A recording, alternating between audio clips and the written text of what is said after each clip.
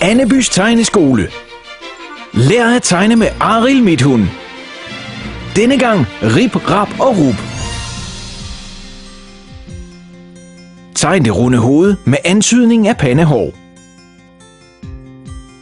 Næbet tegnes i fine buer og er væsentligt mindre end Anders.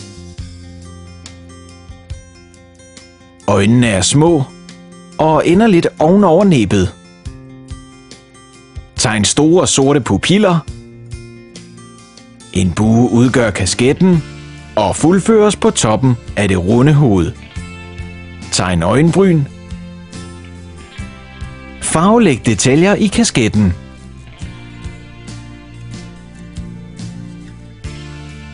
Lav en kort hals og lidt af trøjen. Tegn tunge, næsebor og afslutningen på smilet til sidst. Huskeregel. Farverne på kasketterne er i alfabetisk rækkefølge. Rip er blå, Rap er grøn og Rup er rød.